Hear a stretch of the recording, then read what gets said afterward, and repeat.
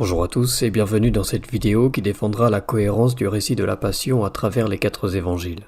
La chaîne YouTube Anti-Chouboat a tenté de démontrer que le témoignage de la crucifixion n'est pas fiable et contient des incohérences. Elle publia 2 vidéos pour exposer des supposées contradictions bibliques dans les passages au sujet de la Passion et de la résurrection du Christ. Nous verrons que ces contradictions sont en réalité facilement résolues et qu'elles ne portent aucunement atteinte à la crédibilité du récit biblique. Avant de commencer la première partie, il nous faut poser une règle de base en ce qui concerne l'exégèse de la Bible. Nous l'avions déjà vu dans nos réponses aux supposées contradictions du témoignage de saint Paul. Ce que l'auteur de cette chaîne ne comprend pas, et ce commentaire est valable pour beaucoup de contradictions bibliques qu'il prétend trouver, c'est qu'une omission n'est pas une contradiction. Il est possible qu'un des évangiles détaille plus une histoire qu'un autre. Ça n'implique pas qu'ils se contredisent, mais cela veut plutôt dire qu'ils se complètent. Il est très important de comprendre ce principe pour pouvoir lire la Bible correctement. Analyse des récits bibliques qui relatent l'histoire de la crucifixion. Dans cette première partie, on va étudier, Inch'Allah, les différents récits rapportés par les 4 évangiles et les comparer ensemble. On va commencer par l'arrestation de Jésus. L'écrivain de l'évangile selon Matthieu nous parle de l'arrestation de Jésus. On trouve ce récit dans Matthieu 26, 47, 48, 49 et 50. Matthieu, chapitre 26. Comme il parlait encore, voici, Judas, l'un des 12, arriva, et avec lui une foule nombreuse, armée d'épées et de bâtons, envoyée par les principaux sacrificateurs et par les anciens du peuple. Celui qui le livrait leur avait donné ce signe, « Celui que je baiserai, c'est lui, saisissez-le. » Aussitôt s'approchant de Jésus, il dit, « Salut, Rabbi !» et il le baisa. Jésus lui dit, « Mon ami, ce que tu es venu faire, fais-le. » Alors ces gens s'avancèrent, mirent la main sur Jésus et le saisirent. L'écrivain nous raconte comment Judas a livré Jésus. Ce dernier a donné un signe aux Romains pour qu'ils reconnaissent Jésus, avec le baiser de la mort, ou si vous préférez le baiser de la trahison, comme relaté dans le verset 48 et 49. L'écrivain de l'évangile selon Jean nous raconte la scène de la trahison, mais le récit n'a rien à voir avec celui de l'évangile selon Matthieu. Jean, chapitre 18. Judas donc, ayant pris la cohorte et des huissiers qu'envoyèrent les principaux sacrificateurs et les pharisiens, vint là, avec des lanternes, des flambeaux et des armes. Jésus, sachant tout ce qui devait lui arriver, s'avança et leur dit, « Qui cherchez-vous » Ils lui répondirent, « Jésus de Nazareth. » Jésus leur dit, « C'est moi. » Et Judas qui le livrait était avec eux. Lorsque Jésus leur eut dit, « C'est moi », ils reculèrent et tombèrent par terre.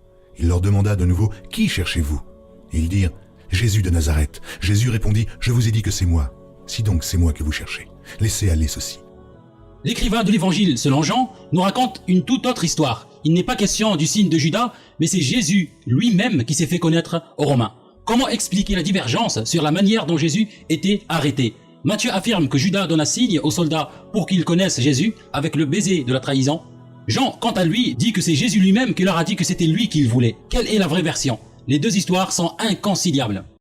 Par exemple ici, il suffit de comprendre que Matthieu 26 se déroule juste avant le récit de Jean 18. Saint Jean n'a simplement pas détaillé le passage du baiser, mais n'a jamais dit qu'il n'était pas arrivé. À la place, il a détaillé le déroulement de l'arrestation que saint Matthieu n'a mentionné que brièvement. Donc les récits se complètent sans se contredire. Qui porta la croix? L'écrivain de l'évangile selon Jean nous raconte dans Jean 19, 16 et 17. Jean, chapitre 19. Alors, il le leur livra pour être crucifié. Ils prirent donc Jésus et l'emmenèrent. Jésus, portant sa croix, arriva au lieu du crâne qui se nomme en hébreu Golgotha. L'écrivain de l'évangile selon Jean nous raconte, c'est Jésus lui-même qui a porté sa croix jusqu'au bout. L'écrivain de l'évangile selon Luc nous raconte la même scène dans Luc 23. L'évangile de Luc, chapitre 23. Comme ils l'emmenaient, ils prirent un certain Simon de Cyrène, qui revenait des champs, et ils le chargèrent de la croix pour qu'il la porte derrière Jésus. Il était suivi d'une grande multitude des gens du peuple et de femmes qui se frappaient la poitrine et se lamentaient sur lui.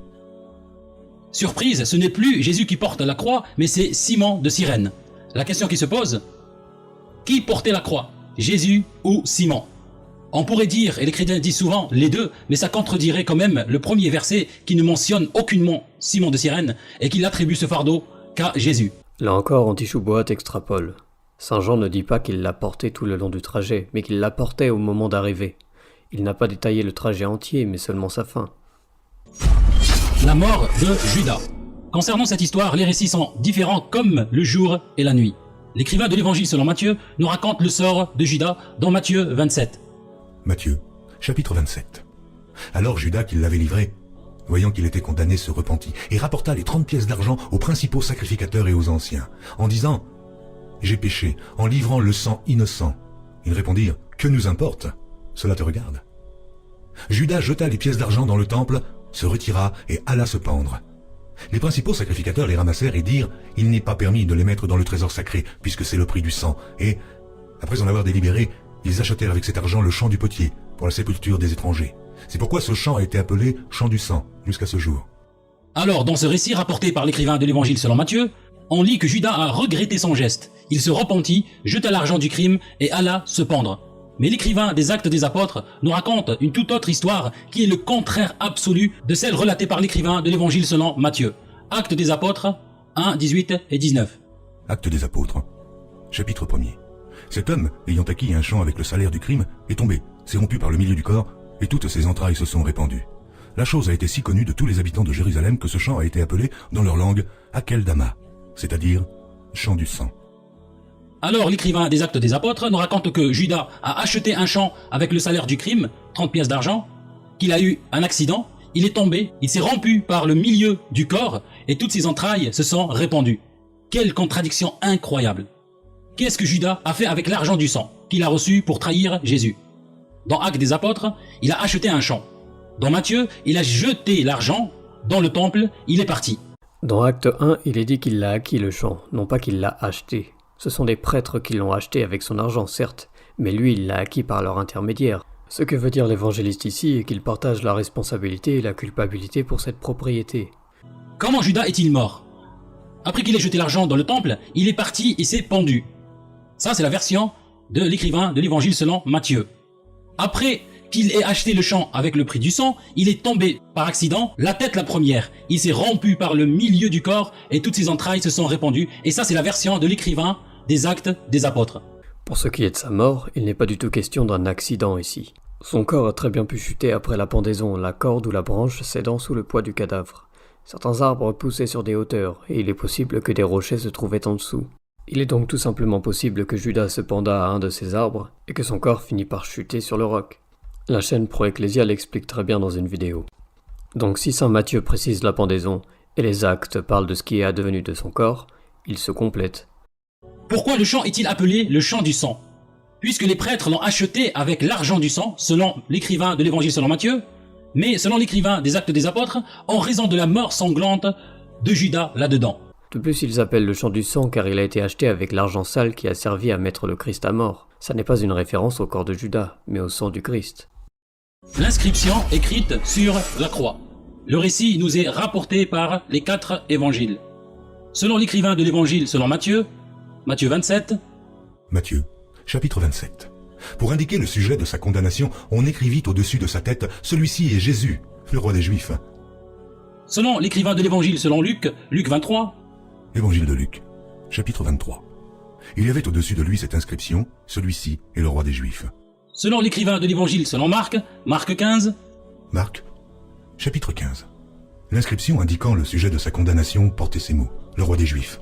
Selon l'écrivain de l'évangile selon Jean, Jean 19. Jean, chapitre 19. Pilate fit une inscription qu'il plaça sur la croix et qui était ainsi conçue. Jésus de Nazareth, roi des Juifs. Quels étaient les mots exacts sur la croix? Celui-ci est Jésus, le roi des Juifs, Matthieu 27, 37. Ou le roi des Juifs, Marc 15, 26. Ou celui-ci est le roi des Juifs, Luc 23, 38. Ou peut-être Jésus de Nazareth, roi des Juifs. Déjà ici, saint Marc se contente de citer son titre sans le lire mot pour mot. Mais l'inscription était en réalité en 3 langues, afin que tous puissent comprendre le motif de sa crucifixion, c'est-à-dire le latin, le grec et l'hébreu. Les évangélistes ne se contredisent pas, ils ne font en fait que rapporter les formulations respectives. À mon avis, déjà impossible qu'il ait été noté Jésus, le roi des Juifs. Les Juifs ne l'ont jamais accepté comme leur roi. Comment alors écrire qu'il est le roi des Juifs? Surtout que Jésus lui-même refuse cette appellation. On va prendre Jean 6, 14 et 15. Jean, chapitre 6. Ces gens, ayant vu le miracle que Jésus avait fait, disaient « Celui-ci est vraiment le prophète qui doit venir dans le monde. » Et Jésus, sachant qu'il allait venir l'enlever pour le faire roi, se retira de nouveau sur la montagne, lui seul. Ici, il se contredit lui-même, parce qu'il cite juste après Jean 6, verset 15, qui explique précisément que les gens avaient voulu faire de lui un roi.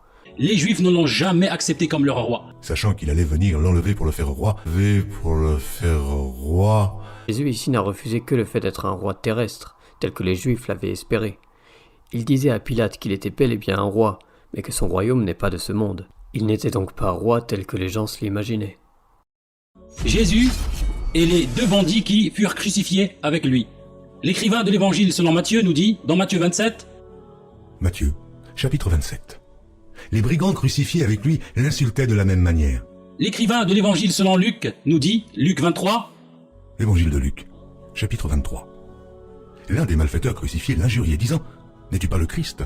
Sauve-toi toi-même et sauve-nous » Mais l'autre le reprenait et disait « Ne crains-tu pas Dieu, toi qui subis la même condamnation? Pour nous, c'est justice, car nous recevons ce qu'ont mérité nos crimes, mais celui-ci n'a rien fait de mal. » Et il dit à Jésus « Souviens-toi de moi quand tu viendras dans ton règne. » Quelle incroyable incohérence et contradiction.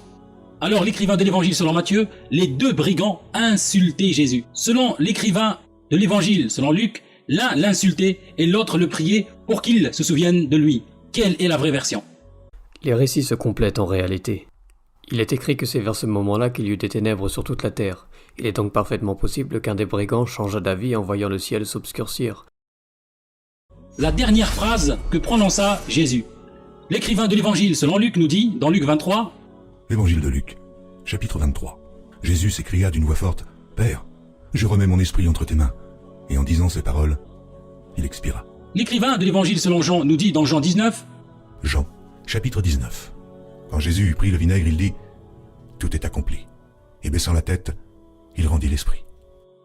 quelles étaient les dernières paroles ou les derniers mots de Jésus avant qu'il soit mort? Père, je remets mon esprit entre tes mains, selon l'écrivain de l'évangile de Luc. Tout est accompli, selon Jean 19, 30. C'est simple à comprendre. La phrase citée en Luc 23 a simplement été prononcée au moment où il baissa la tête. Chaque évangéliste a décidé de citer l'une des paroles, complétant ainsi mutuellement leur témoignage. Ce que dit le centenier après la présumée mort de Jésus.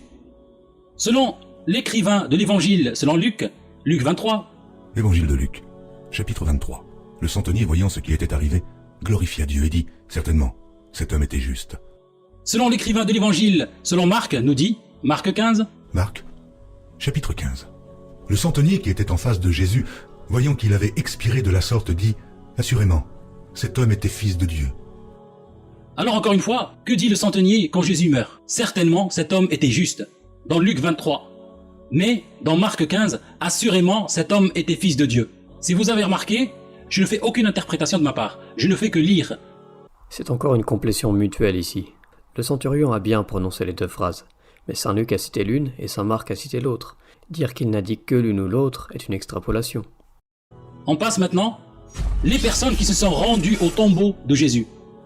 L'écrivain de l'évangile selon Luc nous dit dans Luc 23, L'évangile de Luc, chapitre 23. Les femmes qui étaient venues de la Galilée avec Jésus accompagnèrent Joseph, virent le sépulcre et la manière dont le corps de Jésus y fut déposé. Luc 24, Évangile de Luc, chapitre 24. Celles qui dirent ces choses aux apôtres étaient Marie de Magdala, Jeanne, Marie, mère de Jacques, et les autres qui étaient avec elle.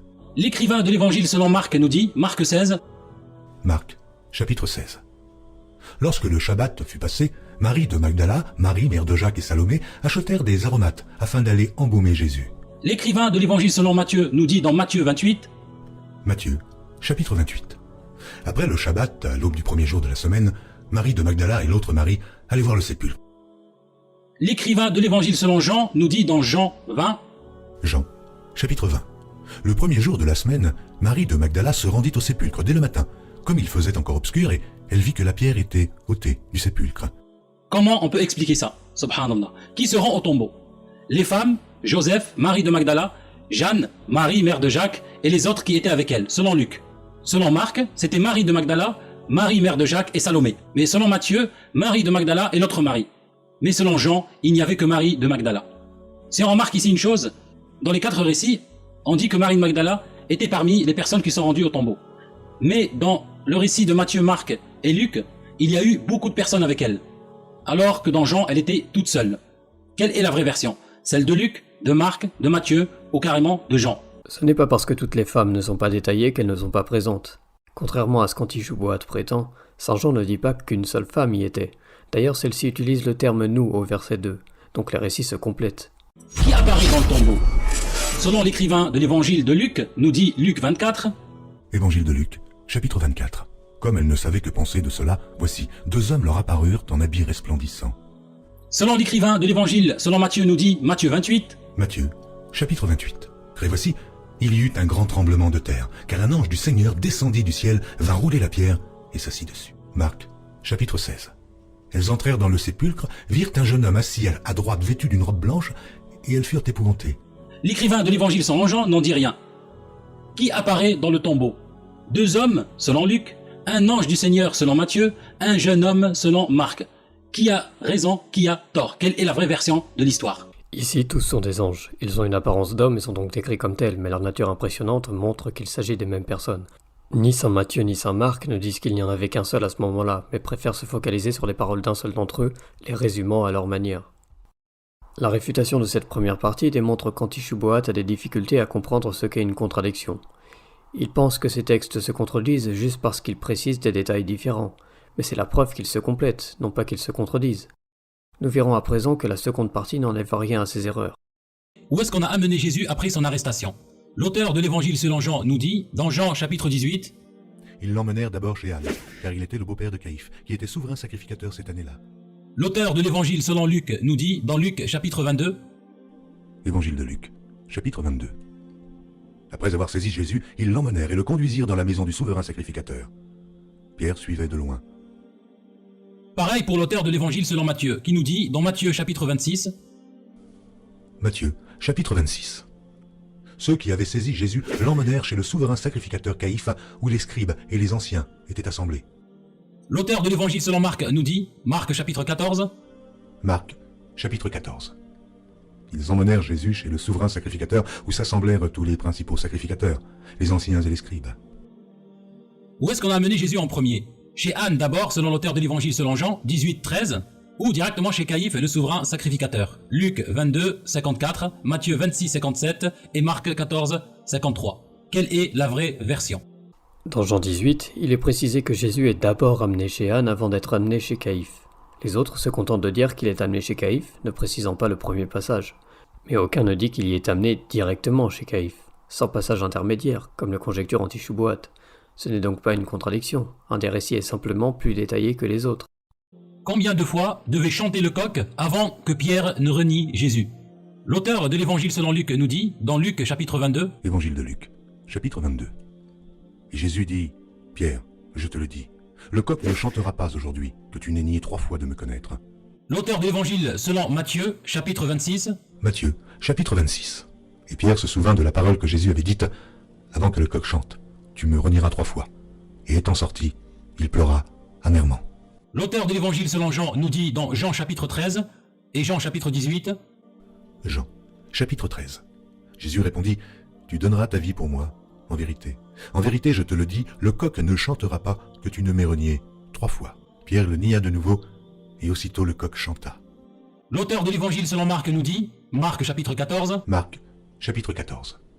Et Jésus lui dit, je te le dis en vérité, toi, aujourd'hui, cette nuit même, avant que le coq chante 2 fois, tu me renieras 3 fois.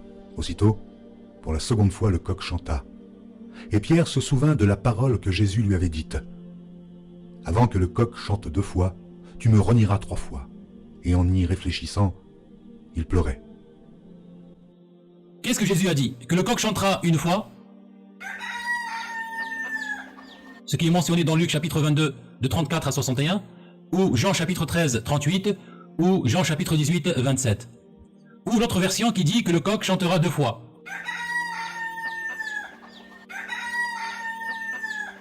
Matthieu chapitre 26 de 34 à 75, Marc chapitre 14 de 30 à 72. 2 contre 2. Les auteurs selon Matthieu et selon Marc contre les auteurs selon Jean et Luc. Qui a raison, qui a tort? Est-ce que le coq va chanter une fois ou le coq devait chanter 2 fois? Quand les évangélistes disent que le coq chantera, ça ne veut pas dire qu'il chantera une seule fois. Aucun ne dit qu'il chantera seulement une fois. Ils ne contredisent donc pas saint Marc qui en a précisé le nombre, ce qu'au passage saint Matthieu n'a pas fait. La question posée par Pilate à la foule. L'auteur de l'évangile selon Jean nous dit, dans Jean chapitre 18, Mais comme c'est parmi vous une coutume que je vous relâche quelqu'un à la fête de Pâques, voulez-vous que je vous relâche le roi des Juifs? Pareil pour l'auteur de l'évangile selon Marc, Marc chapitre 15. Marc, chapitre 15. Pilate leur répondit, voulez-vous que je vous relâche le roi des Juifs? Mais l'auteur de l'évangile selon Matthieu nous dit dans Matthieu chapitre 27. Matthieu, chapitre 27. Comme ils étaient assemblés, Pilate leur dit, lequel voulez-vous que je vous relâche? Barabbas ou Jésus, qu'on appelle Christ? Quelle était la proposition de Pilate à la foule? Dans Marc et Jean, Pilate leur demande simplement s'ils relâchent Jésus. Jean chapitre 18, 39 et Marc chapitre 15, 9. Mais dans Matthieu, il propose un choix entre Jésus et Barabbas. Matthieu 27, 17. Alors, Jésus ou Barabbas ou Jésus tout seul? C'est simple. Les évangélistes ont simplement abrégé sa question pour la centrer sur le Christ, et saint Matthieu l'a retranscrite en entière, mais les deux ne se contredisent pas. Ici, on va faire une petite parenthèse concernant Barabbas. On va mettre, après la traduction Tob, vous allez comprendre un petit peu où est-ce que je vais en venir. Alors, le sens étymologique du nom de Barabbas est fils du père. De Bar en araméen, ça veut dire fils, et Abba, ça veut dire père. Les manuscrits les plus anciens donnent à Barabbas le prénom de Jésus, mais celui-ci a été ensuite écarté des manuscrits postérieurs. Autant pour des raisons de rédaction, par les scribes, nous dit Charles Perrault, que pour éviter qu'il y ait deux Jésus. Et ça, c'est Iam Maccobi citant Origène et Étienne Trocmé, concernant le prénom de Jésus que Barabbas portait dans l'évangile selon Matthieu. Origène écrivait en effet, il ne convient pas de donner ce nom à un personnage inique. Et d'ailleurs, aucun pécheur n'est ainsi nommé dans les Écritures. Pourtant, les plus anciens fragments de cet évangile, qui ont été retrouvés, datant du IIIe siècle, appellent en effet Barabbas du prénom de Jésus. La correction dans les versions ultérieures pouvant être intervenue plus tard. Maintenant, on va regarder des textes d'origine et la traduction du texte qui eux ont laissé le nom complet de Barabbas. On va aller dans la traduction Tob, on va lire ici, je vais lire le verset qui se trouve dans Matthieu 27, le verset 16 et 17. Regardez ici avec moi. On avait alors un prisonnier fameux qui s'appelait Jésus Barabbas. Ça c'est le verset 16. Le verset 17 il dit, Pilate demanda donc à la foule rassemblée, qui voulez-vous que je relâche? Jésus Barabbas ou Jésus qu'on appelle le Messie? Comme vous voyez, le verset 16 de Matthieu 27 en grec et la traduction en français, Jésus Barabbas, le fils du Père. Et le verset 17 avec son texte en grec et sa traduction, Jésus Barabbas. Alors, qui a-t-on libéré? Est-ce vraiment Jésus le méchant ou peut-être Jésus le véritable? Ici, il est bon de noter déjà la source de son propos. Il ne fait que répéter mot pour mot un article Wikipédia. Peut-être qu'il n'a pas donné la source parce que l'article le contredit, en expliquant que la variante n'est pas dans les manuscrits les plus anciens, contrairement à ce qu'il dit, mais qu'elle est considérée comme authentique simplement parce qu'elle a plus de chances d'avoir été enlevée qu'ajoutée. Mais comme le dit le professeur Bruce Metzger, on en a très peu de preuves manuscrites. Son authenticité n'est donc que supposée. Le père Denis Buzy, archéologue et exégète, dans son commentaire de l'Évangile selon Matthieu, montrait que ce pouvait être une erreur de copiste, à cause du manque de cohérence linguistique du double nom de Jésus Barabbas. Et même si on devait accepter de l'intégrer, on ne comprend pas pourquoi Antichouboat essaie de nous faire croire qu'il y a une confusion entre les deux personnes. En fait, les évangiles sont clairs et unanimes à ce sujet. C'est Barabbas le brigand qui a été relâché par opposition à Jésus le Christ. Aucun expert n'a jamais osé dire que c'est Jésus le Messie qui fut relâché, car cela contredirait clairement les Écritures. Il n'y a aucun doute là-dessus. L'heure de la crucifixion. D'après l'auteur de l'évangile selon Marc, Marc chapitre 15. Marc, chapitre 15. C'était la 3e heure quand ils le crucifièrent. Mais l'auteur de l'évangile selon Jean, Jean chapitre 19. Jean, chapitre 19. C'était la préparation de la Pâque et environ la 6e heure. Pilate dit aux Juifs, « Voici votre roi. » Alors, à quelle heure Jésus fut crucifié? D'après l'auteur de l'évangile selon Marc, à la 3e heure, Jésus fut crucifié, à 9h du matin, Marc chapitre 15, verset 25. Mais selon l'auteur de l'évangile selon Jean, à la 6e heure, il ne l'était toujours pas et se trouvait chez Pilate. Jean chapitre 19, 14. Qui croire? À la 3e heure, Jésus fut crucifié, ou à la 6e heure, toujours chez Pilate? Ici, plusieurs solutions sont possibles, mais nous en donnerons une simple. Saint Marc se base sur l'heure juive alors que Saint Jean se base sur l'heure romaine, ce qui fait que les deux finissent dans le bon ordre, étant donné que l'heure juive commence plus tard. C'est d'ailleurs en cohérence avec le reste de l'évangile de Jean, car le déroulement de ses écrits est plus conforme au système romain. Le rendez-vous de Jésus et les apôtres après la résurrection. L'auteur de l'évangile selon Matthieu 28 et l'auteur de l'évangile selon Marc 16 nous disent Matthieu, chapitre 28. Les 11 disciples allèrent en Galilée sur la montagne que Jésus leur avait désignée. Marc, chapitre 16. Mais allez dire à ses disciples et à Pierre qu'il vous précède en Galilée. C'est là que vous le verrez, comme il vous l'a dit. L'auteur de l'évangile selon Luc nous dit, Luc chapitre 24. Évangile de Luc, chapitre 24. Se levant à l'heure même, ils retournèrent à Jérusalem, et ils trouvèrent les 11 et ceux qui étaient avec eux assemblés. Où est-ce que les disciples ont rencontré Jésus? D'après les auteurs des évangiles selon Matthieu et Marc en Galilée, dans Matthieu 28, 16 et Marc 16, 7, né, d'après l'auteur de l'évangile selon Luc, à Jérusalem. Luc 24, de 33 à 36. Quand vous remarquez ici, Jérusalem et Galilée se trouvent à l'opposé de l'un à l'autre. On doit avouer que la carte est bien faite, mais c'est dommage de favoriser la qualité du montage au détriment de la démonstration. Luc 24 ne contredit absolument pas les deux autres, car il n'est pas du tout question du lieu de rendez-vous à leur retour à Jérusalem. Quand Jésus vient les voir à table, ce n'est pas au lieu de rendez-vous, car on apprend grâce à saint Marc qu'ils prirent d'abord la décision de ne pas aller en Galilée, par incrédulité. Voilà pourquoi ils sont toujours à Jérusalem. Quant à Matthieu 28, il se passe après ces événements, donc les récits se complètent et Antichuboat montre qu'il ne les a pas compris. Un miracle sera-t-il donné à cette génération? Les auteurs de l'évangile selon Matthieu et celui selon Luc nous parlent du miracle demandé à Jésus, dans Matthieu chapitre 12, Matthieu chapitre 16 et Luc chapitre 11. Matthieu, chapitre 12. Il leur répondit, « Une génération méchante et adultère demande un miracle. Il ne lui sera donné d'autre miracle que celui du prophète Jonas. Car, de même que Jonas fut 3 jours et 3 nuits dans le ventre d'un grand poisson, de même, le Fils de l'homme sera 3 jours et 3 nuits dans le sein de la terre. » Matthieu, chapitre 16. Une génération méchante et adultère demande un miracle. Il ne lui sera donné d'autre miracle que celui de Jonas.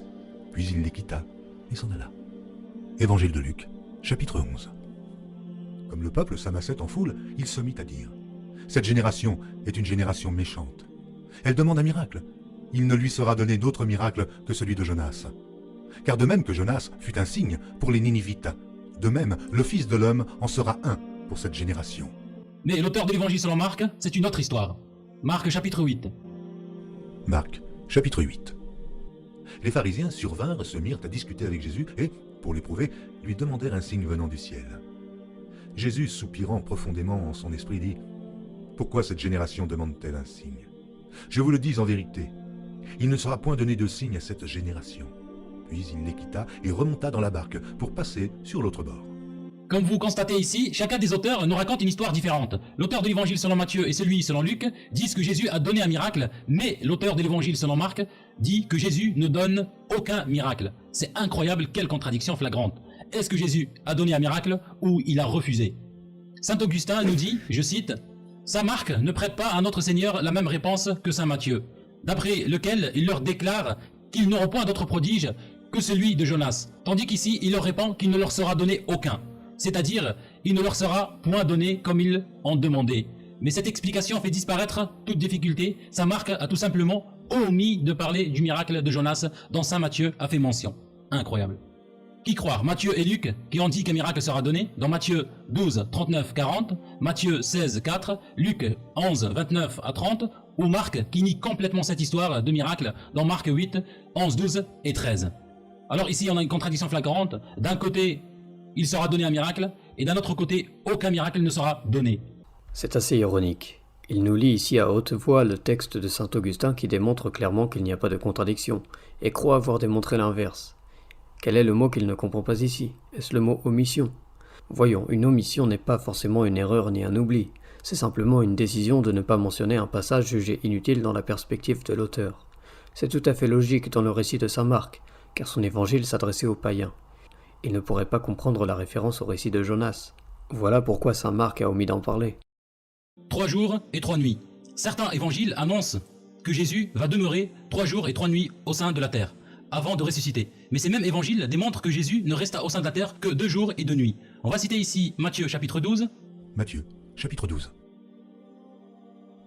Car, de même que Jonas fut 3 jours et 3 nuits dans le ventre d'un grand poisson, de même, le Fils de l'homme sera 3 jours et 3 nuits dans le sein de la terre.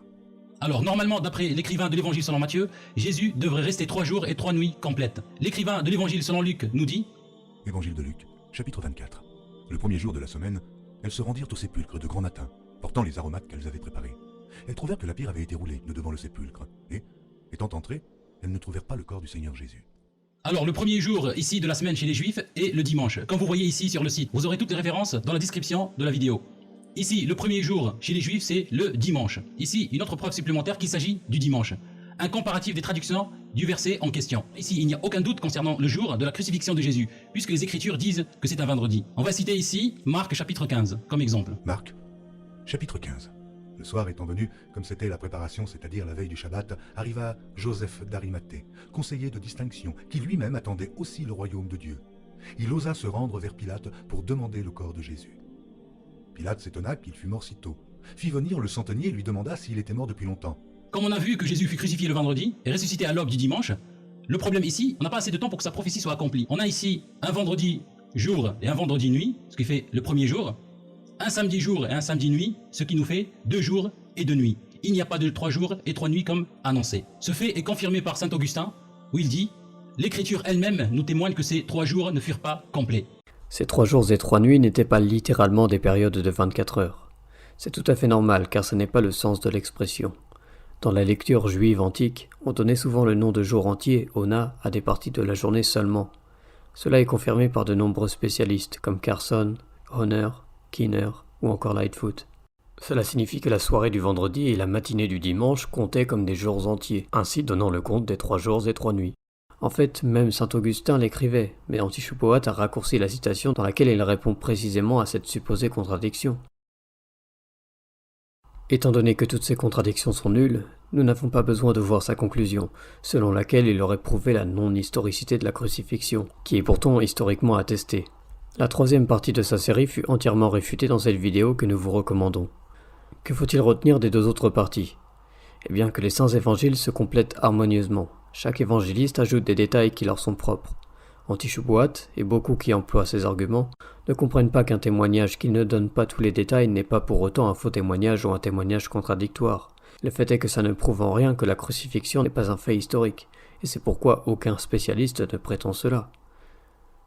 Cette vidéo est à présent terminée. Abonnez-vous si vous voulez voir d'autres vidéos réfutant les apologètes musulmans. Soyez bénis et allez en paix.